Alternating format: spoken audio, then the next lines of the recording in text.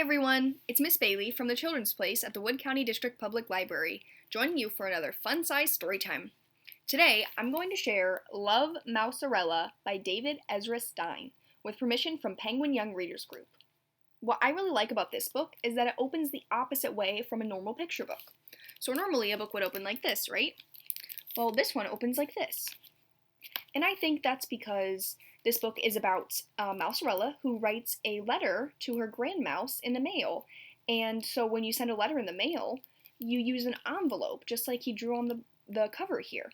So I think he wanted the book to open like a letter does. I think that's pretty cool. Alright, so here are her supplies, her art supplies for writing her letter. And she says, "Dear Grandmouse, today is Thursday. You left 3 days ago, and I mouse you, like I miss you. Mama said, why don't I write you a letter to say hello? So I am." And there's Mouserella looking out the window in the rain. That's a good day to write a letter. She says, "I don't know what to write. Sometimes I draw flowers when I'm thinking." Just like right there. Guess what? My beaded belt is almost done now. She's so excited about that beautiful belt, and I would be too. She said, "And my caterpillar, Willie, is a chrysalis." Do you guys know what that is? A chrysalis is when caterpillars are in their pupa stage, and they build a protective sac around themselves while they transform into a butterfly. And she says, "Look, I took a picture to show you." And there's a picture of her looking at Willie, and then there's a picture of him as a chrysalis. And she says, "Willie today."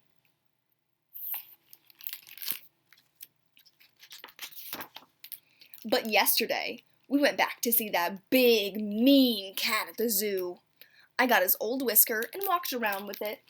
And there's her walking around with the whisker. And there's that big, mean cat she was talking about. She drew a nice picture of the zoo for her grandmouse.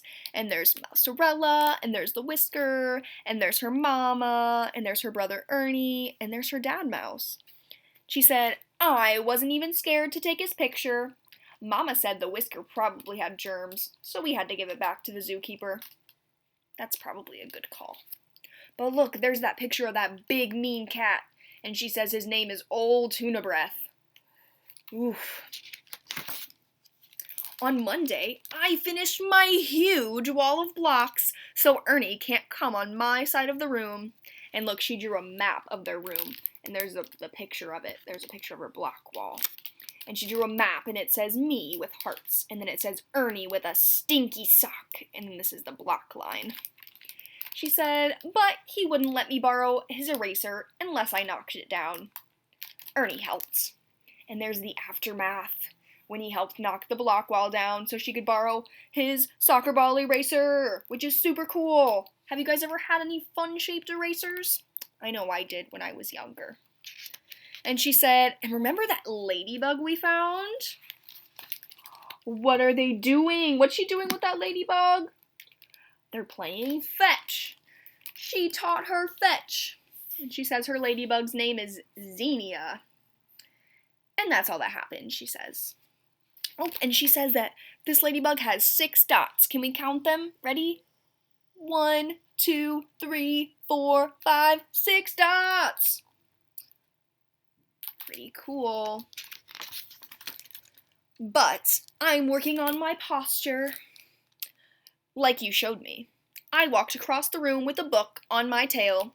37 tries is what it took, but I got it. And look at her walking around with that book on her tail. That'd be pretty tough, huh? I wouldn't know. We don't have tails. We went to the museum. It was air-conditioned there. I bet that felt good. I drew the cave mouse with big claws. Look, and there's the real picture of the cave mouse, and there's her picture of him. And I think he did a pretty good job. What do you guys think? She did a good job, I'm sorry. I saw a grandmouse in there, but it wasn't you. And she says, this is the real one. That's the real grandmouse. And I bet that's a picture of the one she saw at the museum. And she said, we ate in the cafeteria with squishy packs of ketchup. They ate fries in there with squishy ketchup packets. She said, I bet they don't have them in the country. Don't worry, I saved one for you. At the butterfly tent, I put honey from the cafeteria on my ears so the butterflies would land on me. I couldn't imagine putting honey on my ears. And she said, but none did. It didn't even work. When my caterpillar Willie becomes a butterfly, I bet he'll land on me all the time. I had to wash the honey off in the water fountain. And there's a picture of her with her honey ears. Oh my goodness, don't try that at home. And that's all that happened. But on Tuesday, there was a blackout. And we had to eat all the ice pops from the freezer.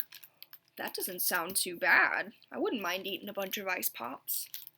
Dad Mouse did shadow puppets. I got to hold the flashlight. And look at them doing the shadow puppets. Can you see that picture? That looks really fun. Oh, look, she shows us. She says, 1, put your 2 fingers up. 2, add a tail with the other paw. 3, it's a bunny. I unfortunately can't show you because it's pretty light in here still, but you guys should try this at home. Be pretty fun with a flashlight and some shadows. She said the blackout was beautiful because we went on the terrace and everyone on the whole street had candles.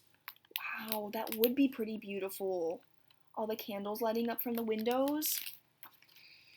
We saw so many stars, like at your house in the country.